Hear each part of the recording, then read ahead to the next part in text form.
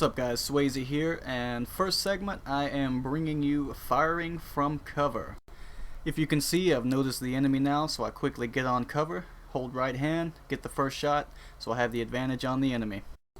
Up next we have a simple up A, slide into cover, up A around it, get the body, simple. Here I'm simply hard aiming around the cover. Notice I get the first shot on my enemy, and then all you simply have to do after that is follow up and should be able to get the kill. Another technique you can use is right hand advantage. If you notice here, there are two enemies in this team deathmatch. I'm going to hold right hand advantage, get my shots on them, and pretty much you just want to keep the cover to where you can shoot them before they can shoot you, and I picked up a nice double. Here I'm using right hand advantage again to get the first shot on my opponents. You don't have to hold the right hand the whole time, however once you get that first shot advantage it's pretty easy to clean up from there.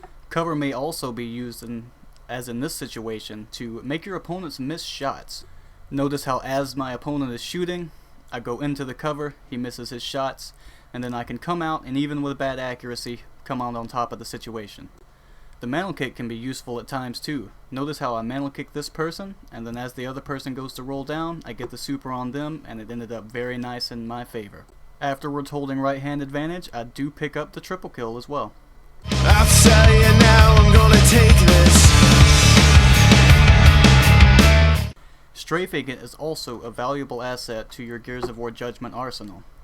With strategic side-to-side movement or even back strafing, you may pick off opponents even if they have an advantage sometimes, and sometimes it simply gives you an advantage.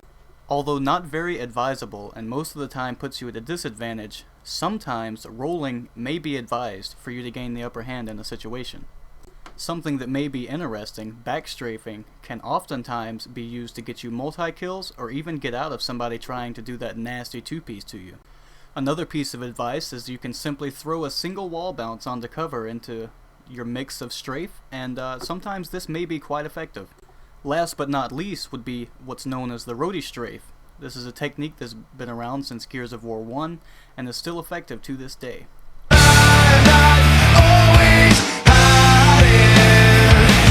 I'm sure you guys know what a wall bounce is. You either look at the cover and press the A button, or you angle your left joystick towards the cover and press the A button to perform the wall bounce. The wall bounce is very useful, as in some situations you may have an enemy weak and you can use the wall bounce to quickly move in and finish up the kill. It can also be used if you are hurt or simply having bad accuracy and you need to find some way to have an advantage on your opponent and end up on top of the situation. Here is an example where I do just that. Notice how the enemy 4-points me and I perform a wall bounce in order to gain the advantage and finish up with the killing in my favor. Wall bouncing is also a very effective way to get multi-kills. As in this situation, I perform a sequence bounce and it gives me a nice double for my efforts.